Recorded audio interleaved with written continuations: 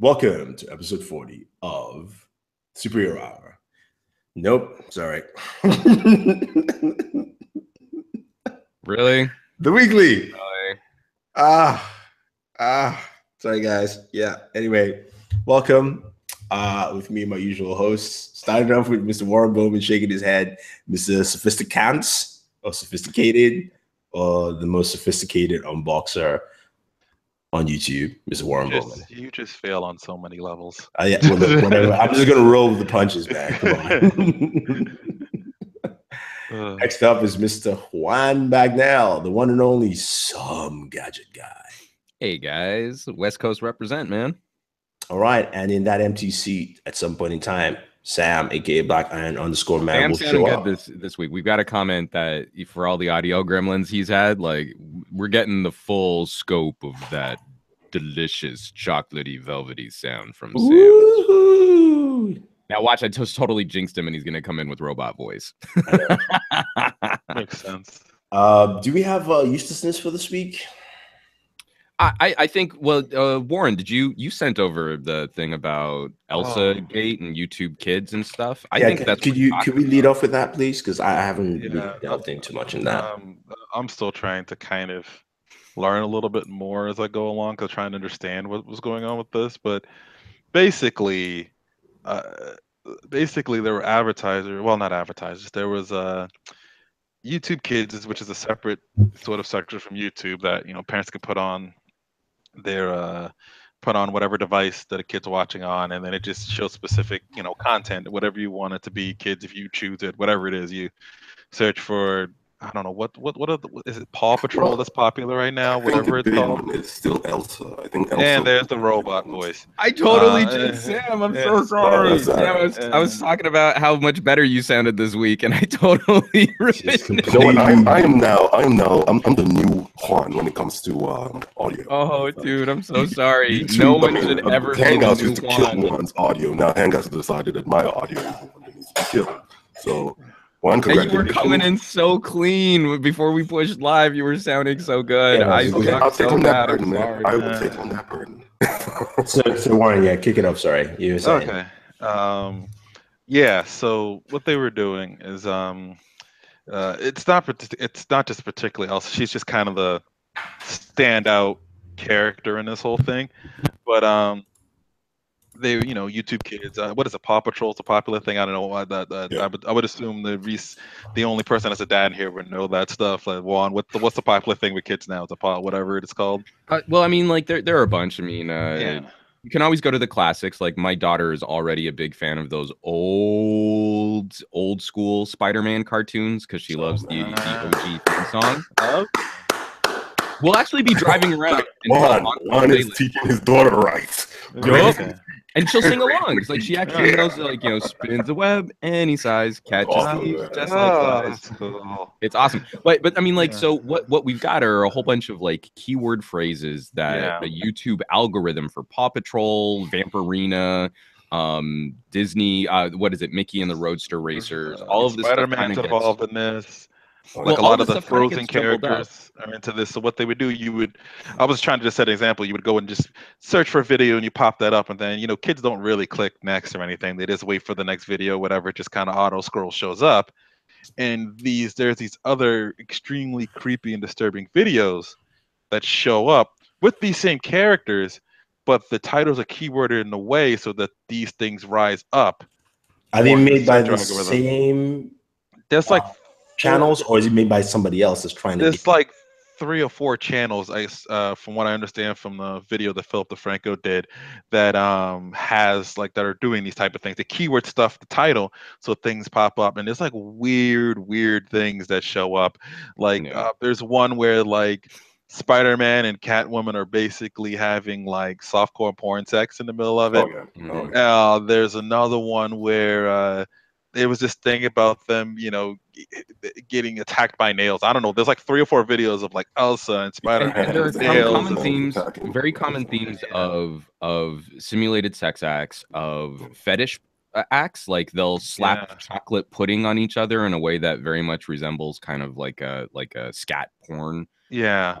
And then also there's a running trend of things like miscarriage and abortion. So like you'll see Elsa and Spider-Man baby making or something like that, and or like suicide or something like that. and It's like suicide is also a one, common too. theme too. But when you aren't paying attention, if you're not really dialed in and looking at what's on the screen, you're not going to hear anything too objectionable. You're going to hear fun, plinky music that, you know, you would hear on like a kid's show, and zoinky sound effects. And then you'll look on the screen and like there's a bloody hole in Elsa's abdomen. And you're like, huh, that seems wrong.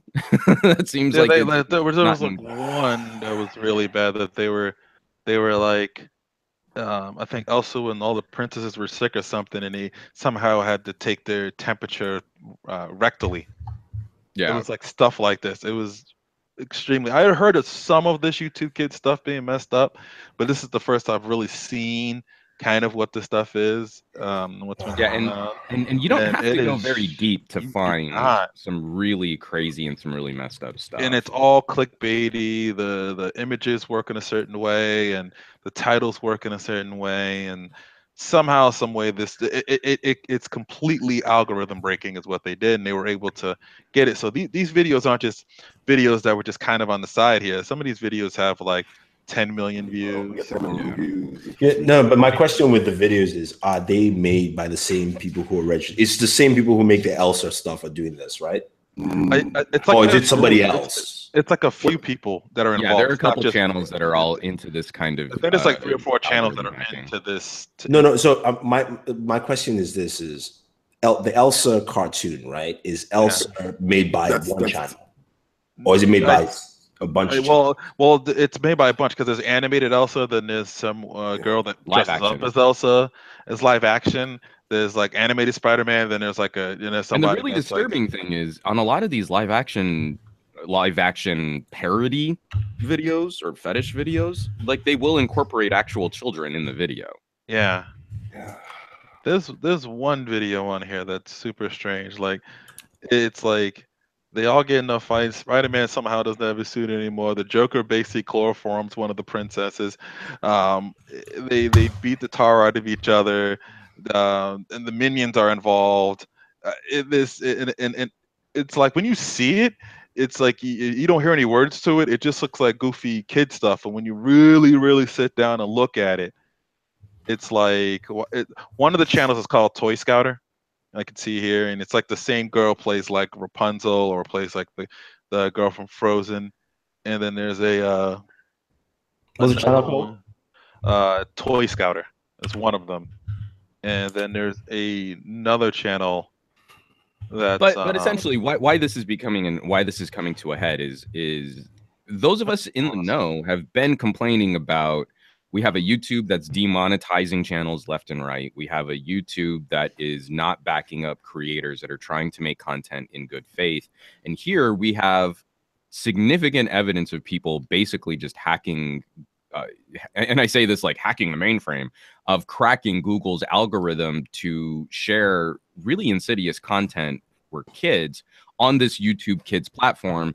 And Google has been pretty quiet about this. We haven't seen. I'm going to knock them even more, because they like to say this is an AI, not an algorithm. So if they're making artificial intelligence, it's not. It's math. It's straight up. And that's what they call it. They call it the YouTube AI. Yeah. So you raised the bar on this, and you're fucking up. And that it should be able to learn. And what has it learned is that you can share scat porn with kids.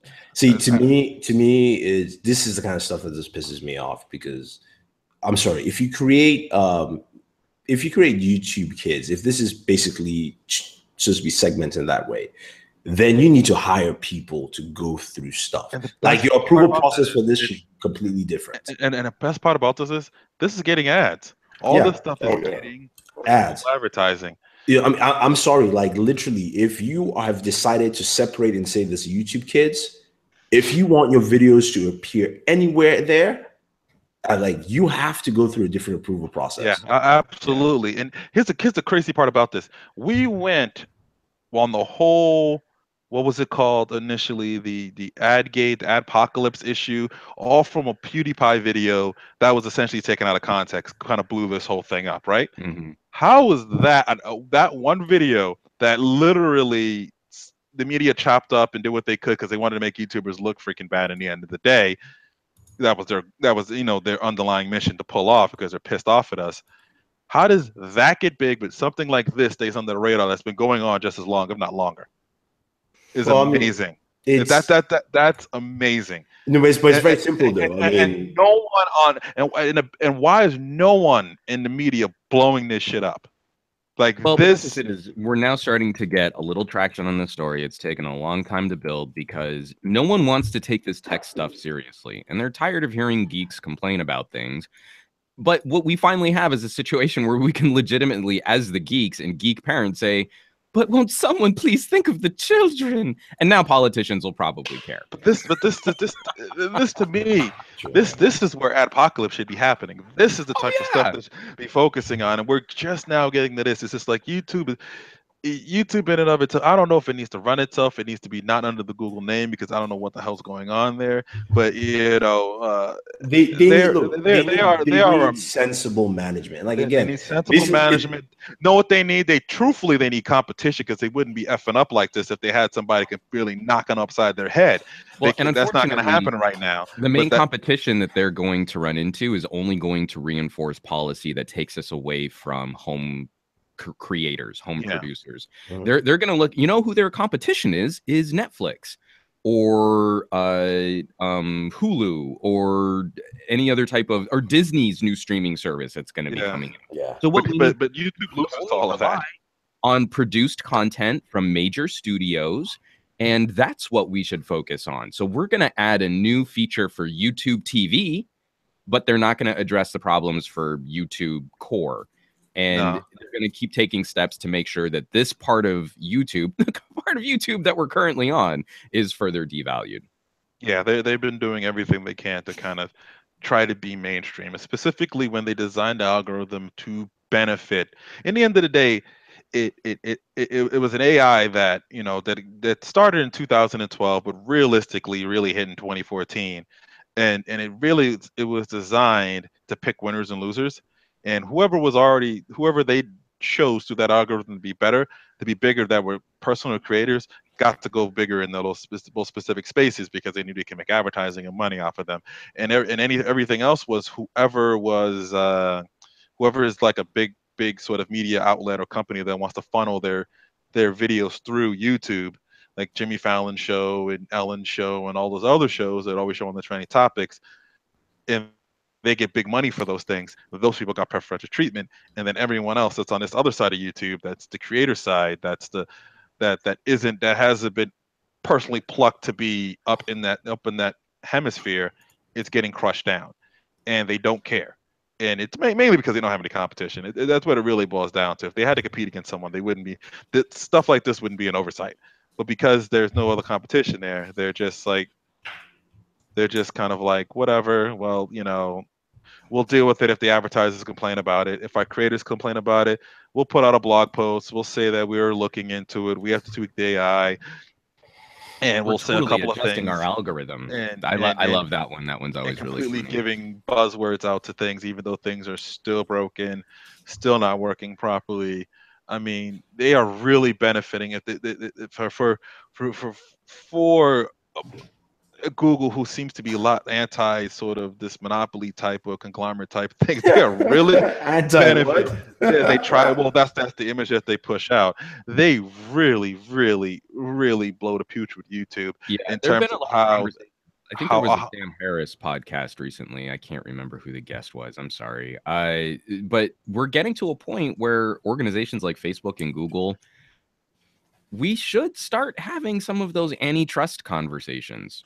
Oh yeah, I mean the problem is that they all skate in the antitrust conversations in the new beautiful way is find somebody small doing something really good that will probably explode, buy them, just buy them. And because they're you're buying a private company that's really small, doesn't affect according to the way the government and also different federal organizations look at antitrust. They're like, yeah, right, that's normal. That's part of business. And then they grow the stuff in there and they basically churn it out. I mean, the problem with just to round this up, the problem with this is there's a bunch of things. We can talk about competition all we want, but I'm sorry. This is just internal. Forget competition, especially like Juan said, it's for the kids. It doesn't matter. Like if you're going to separate it and have a kids only section, then you've got to make sure that your creators are held to a standard.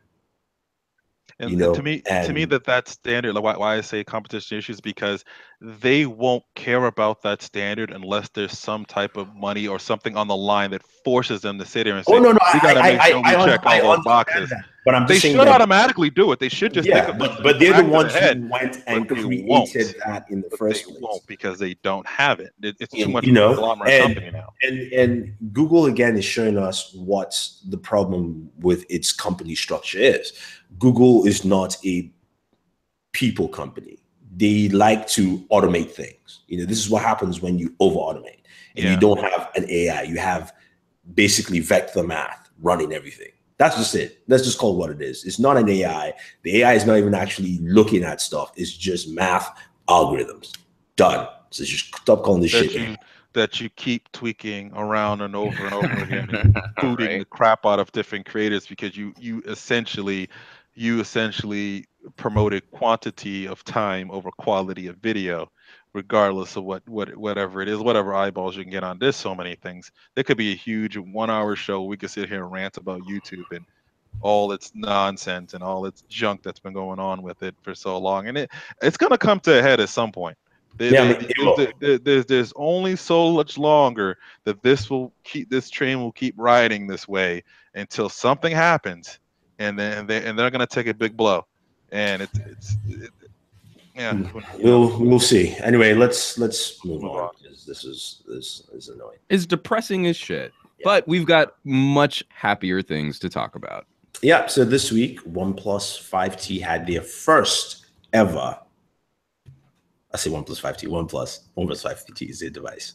First ever event. You're the kind of guy who like tells the punchline first and was like, "Oh wait, no." So the joke is a horse walks into a bar.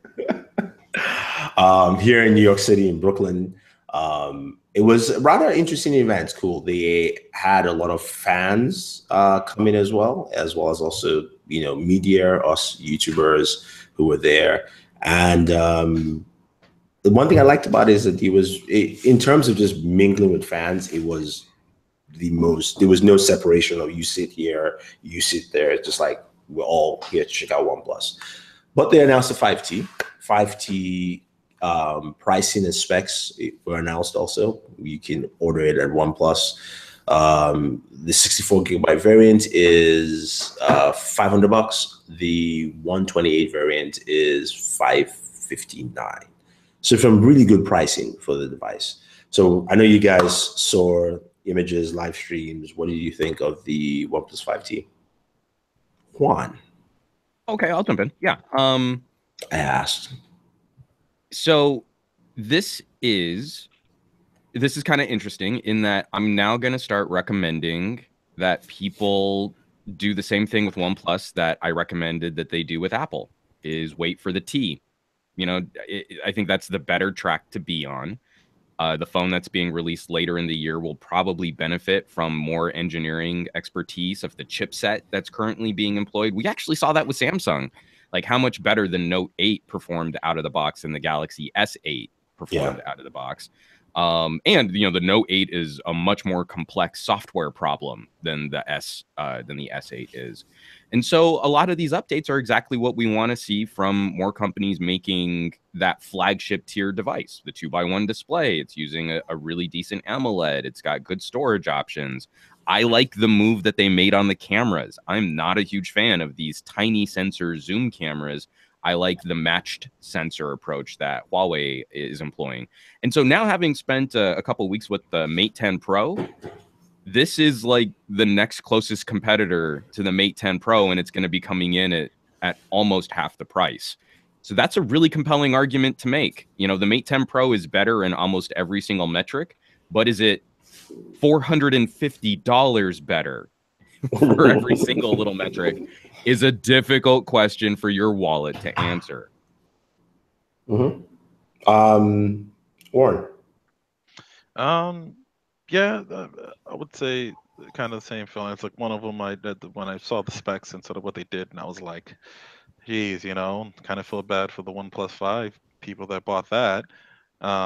They just kind of got a little screwed over with in terms of specs and design and getting more of a modern, more competitive device at a much better price point. I do like what they've done with the camera. I like the 18:9 aspect ratio on the display.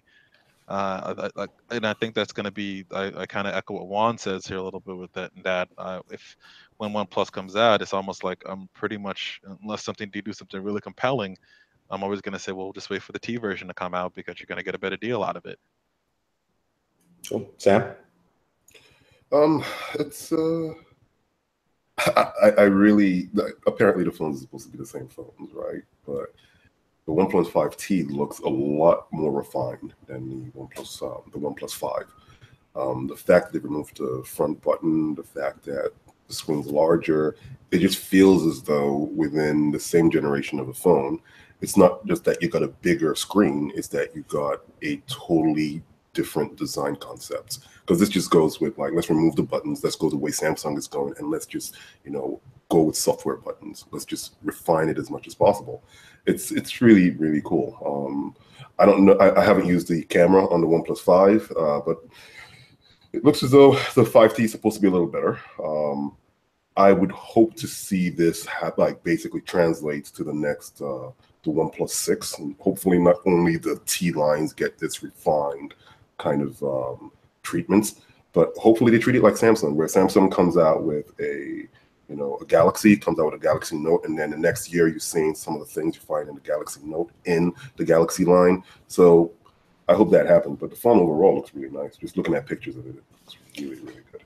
Yeah, I mean, one of the things I liked at the press event with OnePlus was they had a lot of talking time before showing the device, and the company has grown up. I like the fact that they clearly stated a lot of the foolishness that they did not work. I was like, you know what? That's good. I mean, you understand. They didn't learning from your mistakes. Yeah, you guys are learning, and it's good you're talking about it. Like you're saying, okay, we're not going to do this shit anymore. Sorry, this is not going to happen. So I liked from seeing from OnePlus to see that as we always talk about, a company needs 3 years to get to that point, and then after the 3 years, have you grown up, right? Have you taken that step as a company to get to that point? And no more, there's no more invitation system. It's all about quantities that they have in terms of supply. So like, if you get it, you get it. If you don't come back, we'll have supply later on, and we'll let you know when that comes in. So those kind of things. I think the next step for them is, especially in the US, because they've kind of launched all their devices in the US. They always have like a pop-up store or something. It's always starts in New York. So it's time for them to work some carrier partnerships. Now get the broader audience to understand what this love for OnePlus is all about, and maybe in that vein, that becomes where the 5T becomes the fan line, and the 5, or the T line becomes the hardcore line, and the other one becomes the carrier partner line. In a sense, like you make that carrier launch with the 6, and then the 6T is the one that the hardcore fans are like, okay, this is the OnePlus that I want. Or you could also get maybe a discount, like with Amazon or something, where there's a little price cut with Amazon ads or things like that. So I like what they're doing. I like what OnePlus is doing. For me, my own thing is other companies like Essential and any company in that range needs to pay attention and look. You made mistakes. Look at what OnePlus has done from learning their mistakes, and they made a couple. I remember they talked about was it the OnePlus 2 or that cheaper OnePlus phone? The OnePlus X. OnePlus X, yeah, X, yeah. And they're like, yeah, we realized our fans said. They said they made the phone, then they did the survey afterwards, and the survey said we like the phone, but we don't want to buy it. Well, and also be like, from the initial outlay, it was a great phone. I mean, It was a really nicely pieced together phone, but who was it for? In an era where the OnePlus 2 was already such a budget buster. Exactly. Who was asking for an even cheaper OnePlus. Yeah, it's exactly the same thing. The CEO was like, "Yeah, our fans said we like the phone, we don't want to buy it, and we realized that we already make our fans are here for that budget buster flagship. That's it. They didn't come here for super cheap. They wanted premium at an affordable price. So now that they understand that, and moving forward, so." I mean, I liked what I've seen with the 5T, and I think it's a good step forward for them. They just have to, just keep working at it, make no more mistakes, and refine what they're doing, especially next year where the cell phone market is, it's highly saturated. It's, it's funny though. I was talking to a couple of other YouTubers, and they were, a lot of people said the two phones we're excited about are from a company who usually does stuff like this, which is OnePlus, and one that just entered into the market, aka Razer. And they're like, the person was like, yeah, the Galaxy Note is fine. Apple people will buy Apple, but to think that it's these two that are the most exciting and not an LG, not a HTC, not a, not even a Huawei. Like that's not where the excitement is. It's the, I want to get a Razer phone because it does this. And then the OnePlus also comes out at such an affordable price range. You're going, that's pretty interesting. So yeah. All right, let's move on to our second topic. The HomePod delayed. Well, what's the point of that noise? That was my special effect noise, man. I don't know. It's a Batman transition. That was like my 1989 Batman mixed with like Adam West it just didn't work too well. That's okay. But yeah, I mean, are we surprised, or they never gave a hard date for the thing, did they? They said fall. So basically, we're supposed to launch around this time. So it's not technically delayed. They just said fall. So now it's winter. They still have, what is it, 22 or 24 more days? No, it's 2018. 2018 is pushed, so it's out. It's 2018. Yeah. So now it's winter. It's winter. I mean, any thoughts? Was anyone thinking about the HomePod in any form of fashion, or was this something you're like? No. First of all, I'm not in that ecosystem, but I will be very, very curious to know how the HomePod will integrate with non-Apple products. It won't. It won't. That's exactly what I'm trying to say. I'm trying to put it in a nicer light. The whole idea is they're saying, they might be tweaking Siri a little bit more. Right now, when it comes to AI, when it comes to assistants, Siri is not as good an assistant as the Google Homes of the world, or the Amazon Echoes of the world, or Alexas of the world. And Cortana, just throw that one out there. Yeah. Nobody cares about Cortana to it. You have to add Cortana to it. Nobody cares about Cortana. Well, you might care about Cortana the more you start using Skype, because Skype started pushing Cortana, or Microsoft started pushing Cortana on Skype. But at the end of the day, it's like, okay, there are all these other devices that I can use my Google Home and my Amazon Alexa to integrate with. Could I do the same thing with Apple Siri and the HomePod? Yeah, so you can integrate a bunch of things. I mean, lights are one of the ones, hue lights and things like that. You can. The one thing I've seen from a lot of people who use Siri is, and it is actually true, is the response time for Siri to turn off your lights, like that, those kind of actions, is faster than all the others. It really is. It turns it off first before it responds. So if you say Siri turn off lights, it's off and then it responds. Unlike Amazon's a little slower, Google is a little faster. Cortana is like in between somewhere. The speed is not the biggest thing, because I've tried. Oh, seriously? it listened to me right away. So it's like, oh, thanks, Google. No, to me, the speed isn't the main thing. So when I tried using that on the iPad, like, the setup for me wasn't as intuitive, first of all. And yes, I could use it to turn off. It was easier for me to just use basically pressing on the iPad, or using touch to turn off lights and whatever. But when it came to speaking and asking questions like I would normally ask my Google Home, it was a totally different experience.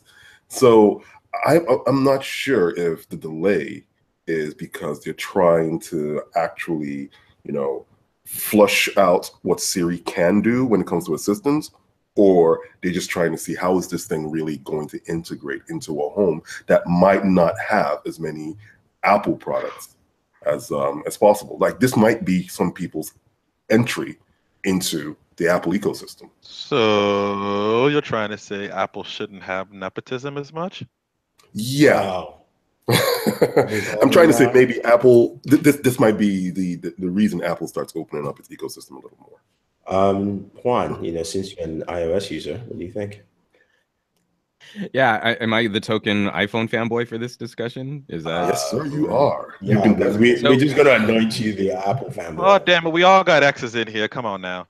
I don't. I even sent my iPhone 8 Plus over to Jaime so he could cover the iPhone 10 and do a comparison, and I felt fine. Yeah, I'm sitting out iPhone 10, and I don't feel bad about it. It's So here's the thing. I mean, we can talk about what works and what's compatible and what the specs are, and is it really gonna bridge this or do that? And at the end of the day, it's not gonna matter when someone who's really in the iOS ecosystem is going to say, well, what's compatible with my stuff, not who's going to be compatible with HomePod, And so instead, it's if we're looking at this from like the old school techie perspective, we would be saying like, well, we want to make sure everything is as broad as possible, open, accepted standards. That's what matters to us. Looking at it in the current state where Google's trying to create a more locked-in ecosystem, Microsoft is trying to create a more locked-in ecosystem, but Apple has succeeded at creating a locked-in ecosystem. It's all about me. And so they're going to say, like, I've got my Apple TV, I've got my iPhone, I've got my iPad, I've got my Mac. It all just works. So then what products will work with that? And that's how they're going to make their purchasing decision. And that's where Apple will continue to succeed with this. It doesn't really matter what the commentary is or what the criticisms are. This is a lifestyle product that has its own set of standards and interoperability. And that's what consumers are going to continue using. It's all about me. That's what everyone's having right now. Yeah, it's all about whatever in my ecosystem. Screw your ecosystem. My ecosystem is better than yours. So we're going to make you work in our ecosystem. And we don't care if you want to bring in your cousin to try to come in here and be compatible. He's only a step cousin. So no, you just sit in the side over there. Wow. Dude, this is personal. Wow. Well, I mean, that's what they're all saying with these home automations and ecosystem things. That's why it's hard to even get into one of them. Because it's like, well, if you try to get into one, you better hope to just be compatible. You better hope to just constantly only get that. It's kind of that case. I'll put it out for you guys here. Very simple. If you want to get into home automation, buy Samsung Smart Things Hub. This is not a push for Samsung. It's just the fact that it works with everything. Yeah. Save you a lot of stress. So even if you switch from Apple to Google to Microsoft to Amazon, it works all. That was the smartest thing Samsung did without entering into this fray themselves. Because they were probably thinking about that too. They're like, we should make our. How about we just make one there where we steal everyone's ecosystem and put it into ours? That's right, but and that's going to be a benefit for someone who's already on Team Samsung. Right, they're going to point to that and say, well, this is what I like, is that I have all of this proliferation, this variety, this choice, this ecosystem, and that all of these pieces can fit together. The person who's already convinced themselves that they're an iOS or an Apple fan, they don't want that. They don't want a proliferation of choice, and they don't want to have the occasional product which is supported but doesn't work as well as another product might be. And since Apple is going to vet everything for them, that's why they want to buy the HomePod. That's why they want to spend money in the Apple ecosystem. That's why they don't consider it an Apple tax, because they're freed from having to make that kind of choice. They're freed from having to do that kind of research. And it's just the different life philosophies that people are going to ascribe to as tech increasingly becomes more lifestyle driven. Yeah. Well, I mean, that's all nice and good. That's foolishness in terms of thinking. But, it mirrors our political landscape, doesn't it? Yeah. Well, I mean, it's all about confirming your bias, not challenging. And let us move on to Black Friday, people. And that describes the whole space of the tech YouTubers. It literally describes it. Let's move to Black Friday, which is next Friday. The day we all go on some super shopping left and right, and we know Black Friday no longer are those days where we wait in line at CompuServe. Is it CompuServe? What was that? Oh, you're old. CompuServe was the online you're it was old. like Prodigy. No, CompUSA. CompuSA. Yeah. CompUSA, man. Yeah, I know. You youngins didn't know what that is, man. Thundery has dated himself. Yeah, I mean, Thundy's young old sexiness is okay. It's cool. I was there. Just let you know. I was there, waiting in line. You know, I did that. What are you waiting for your gateway PC? No, God, you used to have like gateways for like 200, right? Of Black Friday, and people would be fighting. Dude, you're getting a Dell. This was just the rough days. For me, it was software and Babbage's, man, where they'll have all their Babbage's. Yeah. So that's where they'll have all the games and stuff. Oh God, on sale, like all the pre-open games. I'm like, I gotta go get games. Get games on the cheap. Yeah, if you guys don't know, this is what we went through, man. We had to fight people. There was blood. You actually had to show up. Like when the news would cover like the Windows 98 launch, and people were waiting outside of Circuit Cities and Best Buys, and there was like a stampede to be the first to get your box of Windows 98 so you could go home and upgrade. And just like, God, I mean, like, I'm happy that tech is so mainstream, but there is that piece of me, that little gatekeeper in the back of my head that is like, you know, this used to be a lot more fun for us geeks than it's right now. Yeah, it is. But speaking of that, Amazon has made it much easier for you. And Amazon has their list of Black Friday stuff. So basically, there is a $20 to about $40 price cut for all Amazon devices. Actually, let me share my screen so you guys can actually see that, and it'll make it much easier. Then I have to give you fake numbers and give you fake news. So from Echoes to Amazon Tabs Plus, things like that. And when we get down to electronics, TVs, different price cards from Sony and Samsung, some nice deals. So you can get some really good TVs at that price. One that actually caught my eye was Amazon branded TVs. There's a 40-inch for $279. It's actually made by Westinghouse. It's the Element TV. It's actually not bad. It's running the new Amazon TV interface, not the old one that we all kind of used to seeing. So if you're looking for a 40-inch TV, $279 is a pretty sweet deal. Was it 4K? Yeah, it's 4K TV. Yeah. Video games. Just Dance 50%. They're trying to get rid of that. Nobody wants it, people. That era has come and gone. Yeah. There was something else I saw that was interesting that I wanted to mention. New release movies, TV shows will get 40% off. So if you're looking to pick those up, that's there. There's a bunch of stuff. I'll have the link for you guys down there. But I think Amazon is probably the safest way to shop at Black Friday. I don't think anybody lines up anymore, do they?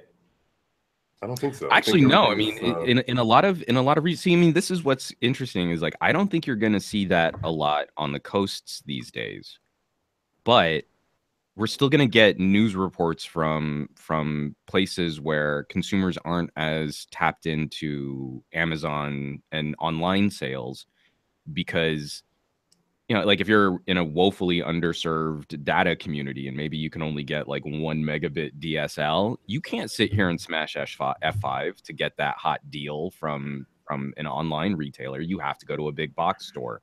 And increasingly, that's why I think we see that kind of frenzy, because people are making so much noise about, look at all these amazing deals that I've gotten. So then they go and, you know, stampede at a Walmart. And this is kind of what's creating that further divide in terms of communication and retail. Okay. Samsung also has theirs up too. You can get from their website. Samsung. Yeah, I was looking for a follow-up, but everybody put up their Black Friday deals on November 1. Yeah, everybody did. So it's online. I'll have some links for you guys down there for Black Friday. Check that out. I think. Glad I don't have to work that day anymore. That is one of the worst retail days. You want to see the depths of. Wow, there's some really nice video game deals. Sorry, man. Go ahead. Yeah, there's the video game deals. There's actually some pretty good ones. Let's talk about video games and EA's. Oh God. of Battlefront 2, which actually looks like a very good game. They've improved from the first one, which was just a bunch of stages. This actually is more fleshed out. And EA basically the long short version of the story is Battlefront 2 has, of course, loot boxes, aka DLC, to unlock different things. To get Darth Vader you have to spend 450 hours grinding just to get Darth Vader, or you can pay for it. Now, to get all the loot in the game will cost you $2,100. So basically, or 4,500 hours of grinding, which in California, the minimum wage is around $10 an hour. Exactly. So think about it. Think about what you just wasted your life on. But you wouldn't get that sense of accomplishment, you know? That's what EA is going for, is you really want that sense of pride and accomplishment. I think the problem really here is there's a very thin line between pay to customize and pay to win. And EA has made Battlefront 2 pay to win. The fact that you can pay to basically just get some of the stronger characters. The fact that you can pay to get extra damage on certain weapons. The fact that you can pay to essentially make your character better than someone who has less funds but wants to play the game as competitively as Sam, what are you complaining about? It's called the real world, buddy. It's not the real world, man. I mean, you drop cash, man. You spend $50 for a game. You spend $50 for a game. You at least have the expectation. No, what Enabong's saying is we've got to teach kids that you're irrelevant unless you come from a family with a lot of money. Exactly. I mean, it's just called what it is. EA showing us the way. No, I think this is actually going to start a bigger conversation around exactly how microtransactions work, if loot boxes are actual gambling, because people are starting to look into these things. And I think EA's snafu might have a silver lining, as in, people now start paying attention to, why am I buying my kid a $60 game, but then at the end of the day, I have a $3,000 bill that I didn't even expect from a freaking game that I already paid for. Yeah, This is a result from the gaming industry is struggling to make its money back because they have these high level budgets and this high level amount of money and spending on all these games that it's like damn near movie level budgets that they spend on these games, and the margins are so low. The margins are so thin on them that they have to figure out other ways to do this. So what they've done is sort of done their best to nerf the game as much as they possibly could to make some type of money off of it. If they weren't, the thing is, if the gamers wouldn't call them out on it, they would ship half games and make you pay for the other games to complete the game. Well, and even EA's reply to this is a little insufficient, because they're saying, okay, well, we'll get rid of these loot boxes for now. Until we can it's not that they're changing or fixing the game. They're going to let people, they're gonna instill a false sense of confidence that EA has addressed the problem. People are gonna go out and buy the game because it's Star Wars. They're gonna run into that brick wall of how long it takes to unlock hero characters, and in a couple months, past any kind of return date for that initial surge of sales, EA will, you know what we can help you out with is some in-game loot structure and in-game currency that can help you speed up your progress. Yep. And it's all the long con. And it's because EA stock is taking a hit. They're going to do something to try and rein in the damage, do some damage control. And then they're going to go right back to business as usual because Star Wars is too big of a property to not engage in this kind of additional fleecing. But we're getting to a point where we're not shearing sheep. We're starting to skin them. And you can't recover from that.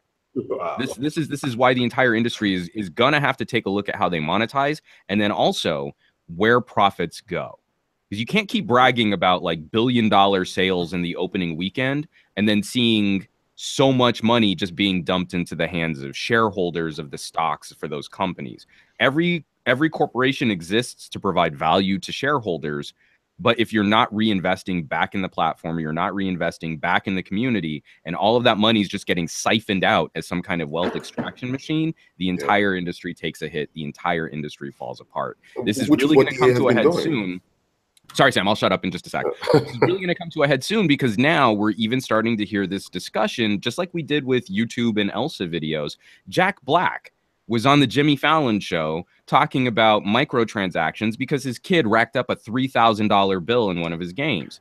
We're getting pissed off about this, and it's hitting the mainstream. Yeah, no, and this was back in 2015, so maybe people. Kanye yelled about this. Kanye West started all this. I just remember that. Sorry, so I don't mean to interrupt you, but Kanye West yelled about this. He mentioned this 2 years ago when he said, "Can't you game developers just let the damn kids play games?" He literally said this and screamed it, and I was like, "Well, Kanye's just being crazy, Kanye. Crazy." Right, once in a while, if you listen to them, they usually have a point. I would say Kanye's more correct than a broken clock, right? I mean, he's crazy, but he's not wrong. He's not wrong. He's right a lot more often than you expect him to be. So I'm sorry, what were you going to say, Sam? Sorry. No, it's all right. Hold on, Sam. I've got one other point I want to say real quick. I lost my train of thought, so you guys can keep going. Oh, I'm sorry, Sam. Oh, man. Okay. I mean, look, microtransactions suck.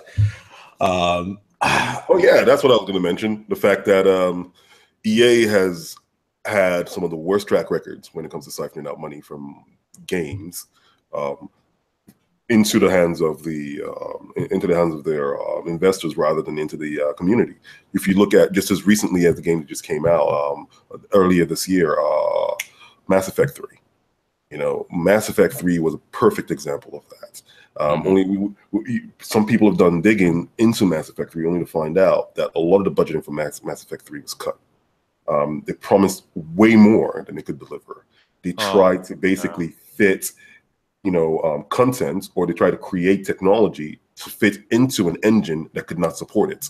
A lot of the AI, a lot of the motion capture was actually done with technology. Someone's eyeballs, so real eyeballs didn't really hit, some of these motion captures that they got. So all the problems that were in that game was perfect proof that a company like EA goes out there, takes your money, gives it to their investors, and then when people start complaining, the answer is not to make it better. The answer is to kill off basically the future of a game by taking away all the possible downloadable contents on there, stop support for it, and essentially just kill it and go, you know what? Screw it. We're done with this cash cow for now, until the future when they want to come out with a Mass Effect 4 or 5. And we, as gamers and consumers, are most likely going to be like, oh, it's Mass Effect because the first 3 was so great, and maybe we'll give them another chance. And they're going to do the same thing over and over and over. And that's why this time around, I think people have actually been so angry that they've decided to basically abstain from getting Star Wars. And they've also abstained from getting a lot of EA games, and EA actually saw a dent in their in their share price. And I think that's how we have to treat them going forward. We have to hit them where it hurts. Finally, and you've heard me complain about this for a while, gamers are speaking with their wallets. Yep. It took us a long time to get here, a very long time. Yeah, because if they had their way, each game we'll buy would be $100. And it would only be like a backbone of a game. You would spend $100 and then have a subscription, and then the Game of the Year edition, and then you've got a jammed AK-47, but if you want like a really nice saw, well then you've got to pay an extra 2,000 mini crystals that you can buy through the EA store. I know. I mean, it's the funny thing is they've been doing this for a while. The first tactics they had was the special edition ones. You have Call of Duty regular, right? And then you have Call of Duty with a statue, which is fine. Like usually I would buy that just for the statue itself because I wanted that. But then you buy that because it has a statue and also has all the DLC included as well. And then they have the special DLC version. So that I was okay with in the sense that, okay, fine, you gave us tiers. It's not like microtransaction. If you want all the DLC now, you can buy it or you buy it later on. And then, of course, microtransactions, we all know how foolish that can get. Especially, I think EA and a lot of big gaming companies have looked at the mobile gaming market and how that is a microtransaction hell. Beyond belief. When you play none of those MMO type games or RPG type games on your mobile device, It is. I mean, they'll let you get some coins and some stuff, and then you play a bit and you realize you cannot beat that boss. There is nothing you can do without spending some cash to get that new sword or whatever it is to beat it. And that's usually when you stop playing. Yeah, exactly. You just play the next one. Just play the next one. I think the people that have done microtransactions right are actually a lot of the other sort of puzzle and dice and board type games that you could still play and win well, but if you want to have a second chance, what was the one that we used to play a lot? The very big one that Angry Birds. Not Angry Birds. Puzzle. You said puzzle, so I was thinking Candy Crush. Yes, Candy Crush. Until Candy Crush lost it, but they had. They're still like big as hell. But yeah, but they use microtransactions to grow. They use it to grow because they give you the time limits where you can come back and play again. So you're like clocks and then in-game currency and jewels and stuff. Yeah, so that stuff was great. That was stuff was like if you wanted to play now, it was almost like a parent. They're like, you can come back, play tomorrow, whatever, or you. But if I understand but if you wanted to pay into that to play it and experience better within the game because you really like the game, then that's fine. I never found buying mobile transactions in those cases when done right to be a bad thing. It's usually like, I mean, you have the people that drop like $100, $200 into these games, and that's the few and far between that are dropping that type of money. But you do have the people that are if you drop $2 or $5 or $10 into a game once and let's say you play the game for 6 months and you paid it for free, and all you're giving them is $20. So okay, here's my secret shame. Over years of playing Marvel Future Fight, I've probably dropped around $150, maybe $200. How much have you played? How long have you played the game? Years. I mean, how many? How many years you would say it would be? Like 3 years, 5 years? Probably around 3 years. Now divide that. Yeah. So I mean, but again, like we're talking about this because there's a progression that makes sense. Lately, the game started doing more gambling elements, like you can burn real world money on currency that then doesn't guarantee that you get an item or you get a product. So that's getting really frustrating. The difference is, and because Warren, I completely agree with what you're saying, is I'm a grown ass man. And I can make those decisions with my wallet and spend my money. It's when we start targeting certain properties. If you do Star Wars, you know that you're getting a family, right? You know that the parents are into Star Wars. You know that the kids are into Star Wars. And introducing gambling mechanics into that ecosystem is insidious. When you start introducing gambling into games that kids are going to be playing, I feel there needs to be not a criminal investigation, but some kind of trade or currency investigation. I think they're trying. Like I've seen some games. Like I actually been playing this Yahtzee game for a while now. Not for a while, but I've been starting to play that a little bit, and I've noticed that they had this little scratch off thing that kind of like you could buy money and not win something in, and then I think they kind of realized that was a little off, so they went back and kind of revamped it and said you'll always win something or another regardless of what you spend into this thing. So I do see some companies are sort of getting the kind of the clue and trying to get ahead of those things, but all it takes is about one or two people to like, all it takes is one parent getting a $10,000 bill on something, and it's the wrong parent, and then they'll just blow up about it, and then now we have an FTC investigation, and it turns into a huge mess for everyone because people can't police themselves. And I have a feeling I wouldn't be surprised if that's something we hear next year. Somebody spent $10,000 on Star Wars Battlefront. I would pay whatever thing. Well, did you see that? I tried to share it on my Gadget Guy Facebook, but did you see the GIF that someone made of the final scene of Rogue One? And it's motherfucking lightsaber, and it's like the pay to wimp, like the kid who has all of the loot crates unlocked, and he's basically just slaughtering a bunch of completely inconsequential NPC level grinders. Get good, welfare kid. It's hilarious. But that's also kind of the problem too, is because kids don't have to get good at games anymore because they just buy their way into being better. And not if you train them first on Cuphead. Yeah. You can't buy to be better in that one. So You know, that's why you Well, got that's why you have got to buy kids them ranting on together. the Steam and the Xbox reviews of the game, ranting about it Mhm. because they're like, this game sucks. I can't get out. No, you suck at video games. You suck. You suck because it is a Call of Duty or whatever it is with a broken gun system. That's not how you shoot a gun. Jesus, I mean, that's like, why I can't play those games. Okay, like I learned how to shoot Naruto TZ, and it's nothing like how that is. You give me, you've seen me at events when you have a real when the game actually uses a real gun, and I snipe the hell out of everyone. It's like real shooting versus that crap. No, that's why I refuse to play any of those games because it's just like this isn't real. I know it's supposed to be a game essence, but it's just like when they have these big tournaments like Counter-Strike and all these things, and they're having these things, and I'm like, they're all having a great tournament, learning how to fake shoot wrong. Mhm. it, Oh, but games are murder simulators. Remember? yeah. That's Everyone has a hitbox, so you hit the shoulder, but if it's up here at the hitbox, it means you hit them.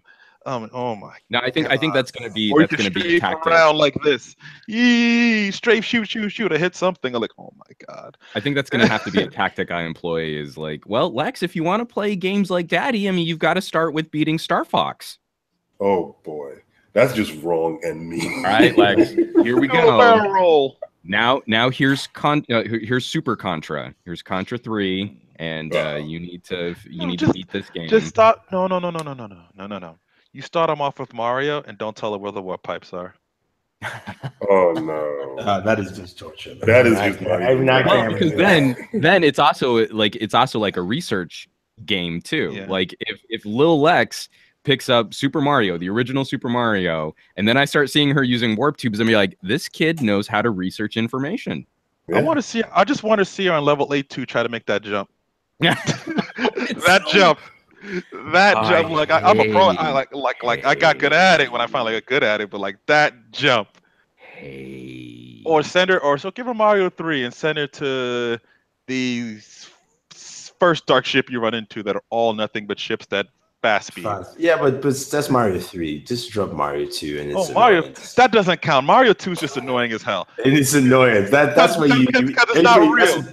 Mario 2 is a damn fun game. It just shouldn't be a Mario game. Well, yeah, well, that's because they thought Americans weren't going to be good at the new Mario 2 that they made, which is called Lost Levels or whatever. And I remember playing Mario 2, and it's like it was okay, but then I read the story. It's like, oh, it's a dream. This is BS. This is BS. No, no, you beat Mario 3 last night. That's what Mario 3 is the best Mario of all time. Oh yeah. All right. On that note, guys, we are calling it an end. Wow, we ended early. Yeah, for us. Yeah.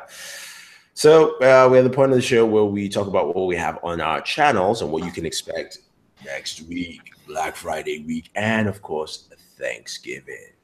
Nobody cares about Thanksgiving. Wow. Hey, Literally, Thanksgiving is my favorite holiday of the year. I like Thanksgiving, but let's be real here. Have you seen one damn Thanksgiving commercial on TV yet? Like one. You know what sucks is that I remember as a kid, like you would walk into a store and there would be Thanksgiving decorations that you could buy. And it's just so sad. I mean, in our family, it really is our favorite because it's not built around gift giving. We spend a whole week cooking and eating. Like it's our favorite time to spend together. We're, like food coma, playing board games, watching football. Like it's so great. And so it's always sad. Like now, I don't know where you guys are, but like here in California, they had Christmas decorations up in stores before we even made it to Halloween. And you're that's nowadays. The standard nowadays. Okay, guys, let's get back to the tech talk. You're right. Warren, kick it off. Kick off what? What do you have on your channel? What can we expect next week? Oh, Jesus Christ. I usually go to Juan first, and then you come to me. Then I can say stuff and stuff. We usually go to you first. Yeah, and you make the same comment every single bloody week. You switch it up too much. That's what happens. You're inconsistent with it. No, the only time I switch it is because you were doing the last word, which you stopped doing. So I went back to the regular routine. I'm telling you, next week he'll switch to Juan, and he'll act like it was normal. God, just making damn excuses. That's what he has. I don't have excuses. I have videos up, such as I have the I have a Xbox One setup video, and I did it fully from connection all the way until all through the software setup and everything else. So that's up.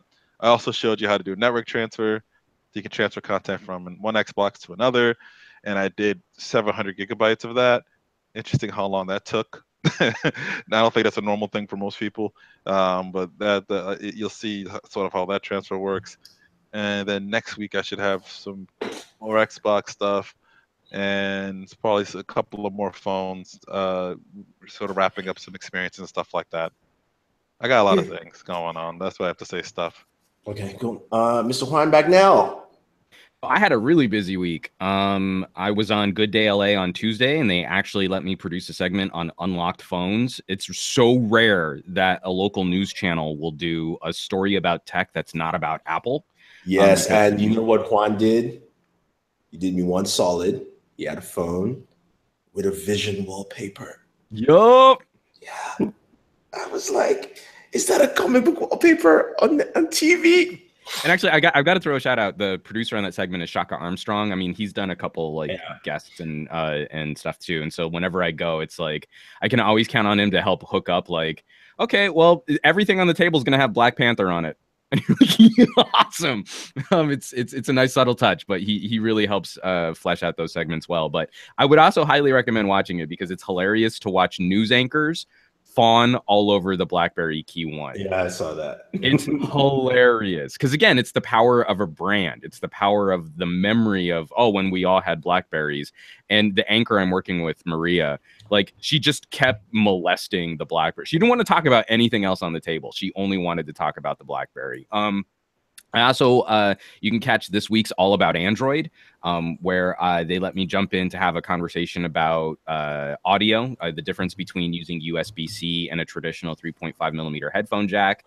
And then on my personal YouTube, I had to disclose how my daughter managed to break the LG V30. So mil-spec 810G doesn't mean anything to 2-year-old toddler strength. And so that was pretty, I think I might have a softball pitcher in the family. My daughter's got a pretty good arm. And we got a new episode of MYMHM up on VidMe. So yeah, there was a lot going on this week. What type of hair? And I'm going to be doing a little giveaway. I like survival and disaster tech. And someone sent me some of these really cool like survival car chargers that can like bust windshields and have like, like knives and stuff built into them. So that'll be up next week, doing a giveaway on some of these. They're ridiculous. These are really silly, but I'm going to have some fun slow motion video of me breaking glass. Into someone's car? What's that? Whose car are you breaking into?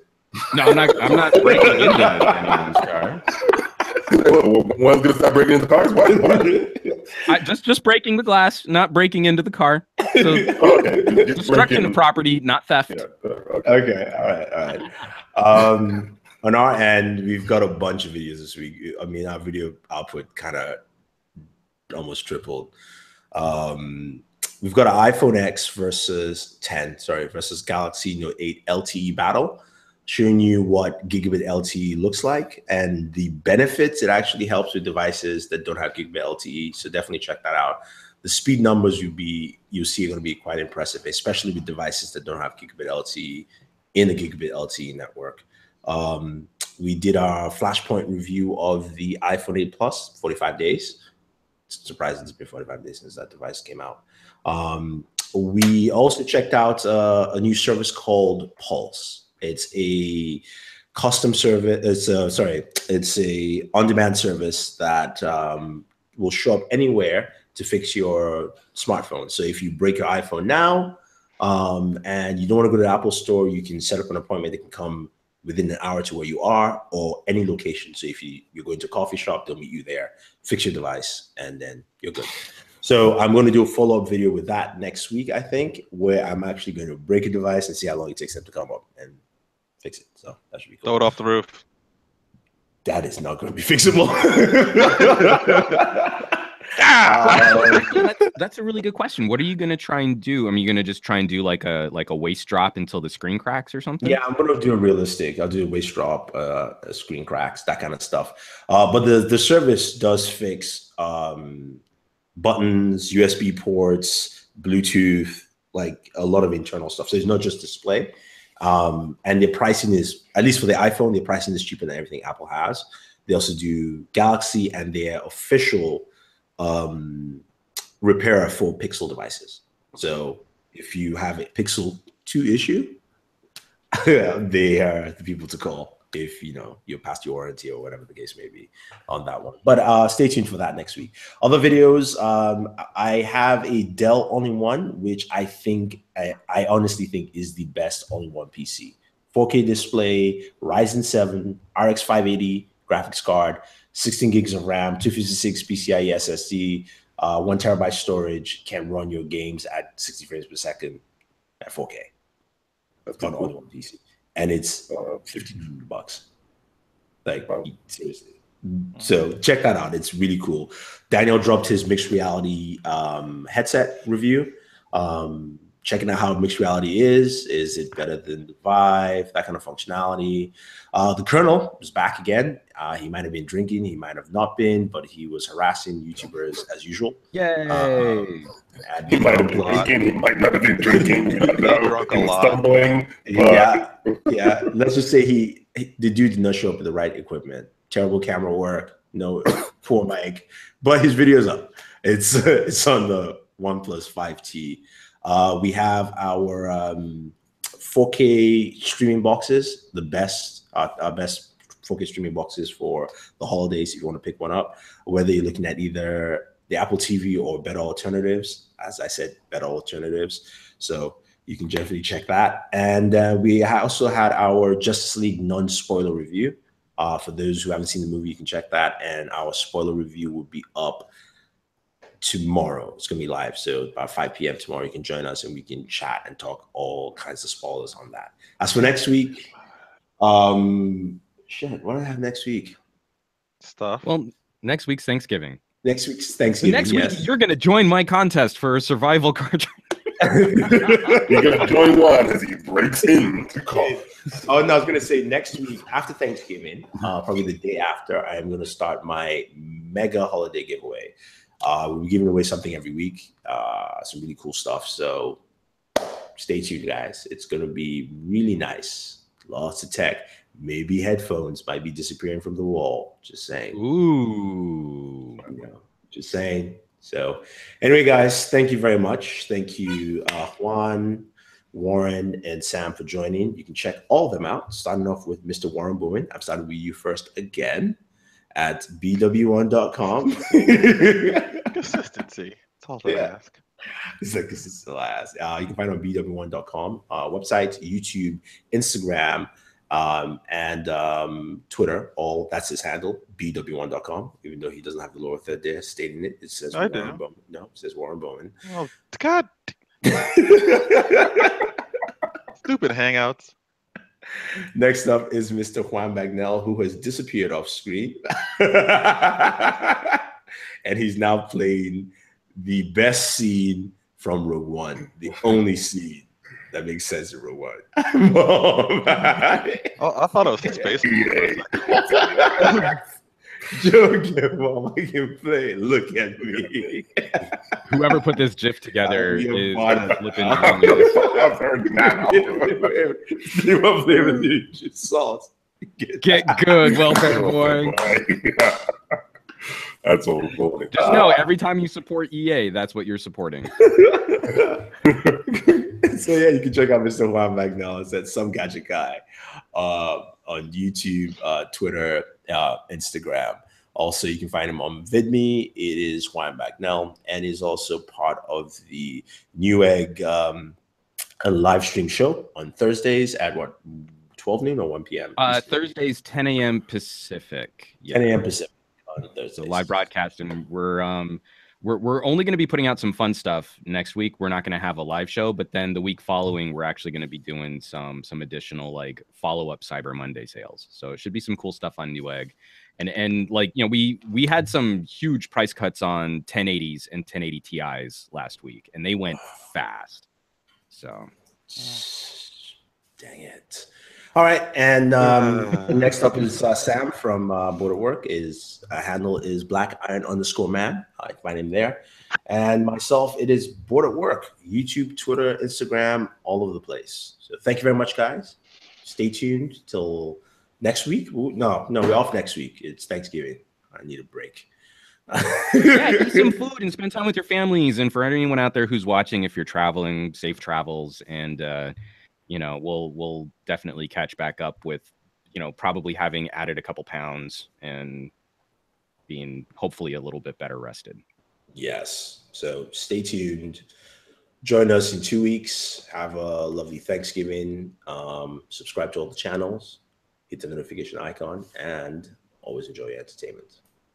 Bam.